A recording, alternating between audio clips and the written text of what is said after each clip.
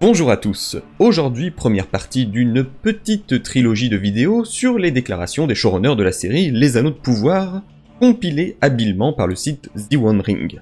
Je vous laisserai maître de juger les déclarations et propos tenus par les deux hommes, ainsi que par d'autres personnes de l'équipe de scénaristes, ou même de chez Amazon. Au programme, l'explication, ou devrais-je plutôt dire la justification concernant la relation Galadriel-Sauron. Dès le début, nous avons voulu créer une relation entre Sauron et Galadriel. J'espère qu'après la diffusion du dernier épisode, les téléspectateurs regarderont à nouveau toute la saison, ce qui sera maintenant une expérience différente. Nous étions préoccupés par l'hypothèse où la partie du public connaissant l'histoire se retrouve avec 6 ou 7 épisodes d'avance sur les personnages de la série. Si la tromperie est une partie importante du voyage, nous voulions également préserver cette expérience pour les lecteurs des livres. La première saison s'ouvre sur qui est Galadriel, d'où vient-elle, qu'a-t-elle enduré, qu'est-ce qui la motive. Nous sommes en train de faire la même chose pour Sauron dans la saison 2. Nous remplirons toutes les pièces manquantes du puzzle. Sauron peut désormais être simplement Sauron, comme Tony Soprano ou Walter White. Il est diabolique mais complexement diabolique, nous dit Patrick McKay. Les premières lignes de Halbrand à Galadriel sur le radeau sont « Les vagues du destin s'écoulent. Les vôtres vous porteront, ou vous emporteront. » Ce qui est au final la même ligne que Galadriel dit à Frodon lorsque l'anneau lui est apporté. Elle répète la première chose que Sauron lui est dite. Nous avons commencé le tournage avant de dire à Charlie Vickers qu'il était Sauron. Après avoir filmé l'épisode 2, nous avons parlé à Charlie pendant la pause que nous avons prise à cause du Covid, puis des épisodes 3 à 8, il en était pleinement conscient. Ce n'était pas une option de l'appeler Anatar parce que le public le saurait avant même les personnages. McKay admet également que les indices sont tous là depuis le début. Dans le tout premier plan où il apparaît, il regarde par-dessus son épaule avec un seul œil. La deuxième réplique est « Les apparences sont parfois trompeuses. » Si vous voulez mon avis, c'est une idée plutôt sympathique, mais on a tous senti que ces phrases, dans ce contexte précis, sortaient un peu de nulle part. Mais bon, continuons. Lorsque Patrick McKay a été interrogé sur le fait d'avoir donné une forme humaine à Sauron, il a répondu « L'une des premières idées que nous avons eues pour le scénario est venue du moment, dans la communauté de l'anneau, où Galadriel est tentée par l'offre de Frodon de prendre l'anneau. Elle parle de la façon dont elle connaît et comprend Sauron. Et il y a une citation où elle dit « Je connais son esprit et il cherche toujours à connaître le mien.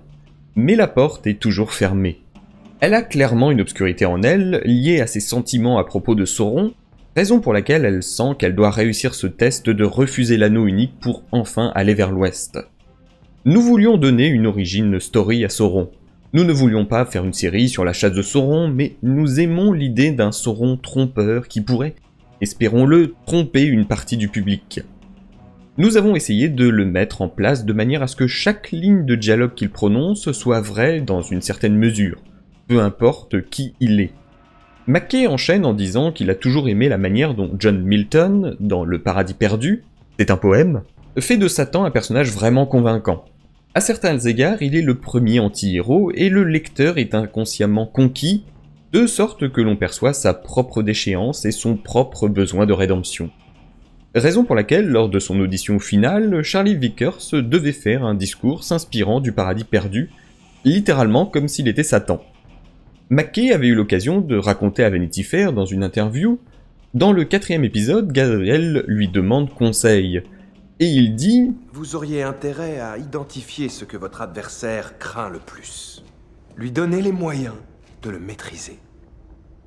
Pour que vous puissiez le maîtriser lui. » Et c'est exactement ce qu'il lui fait toute la saison. Peut-être ce qu'il va faire à tout le monde au cours des saisons suivantes. C'est son mode opératoire. Concernant la personnalité de Galadriel, dans cette première saison, l'article nous donne quelques justifications intéressantes.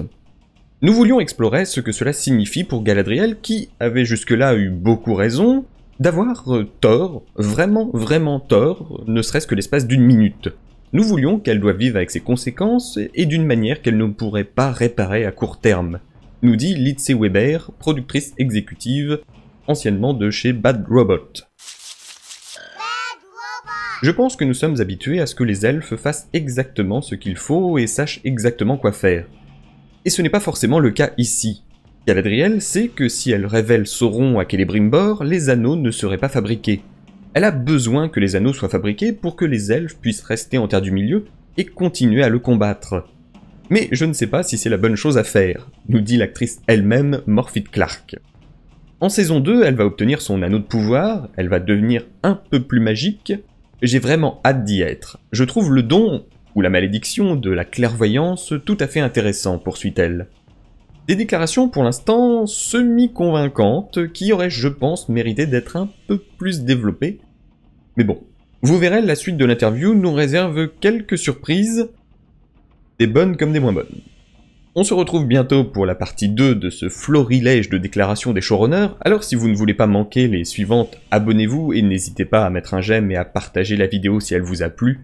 Et en attendant, merci à vous, et à la prochaine.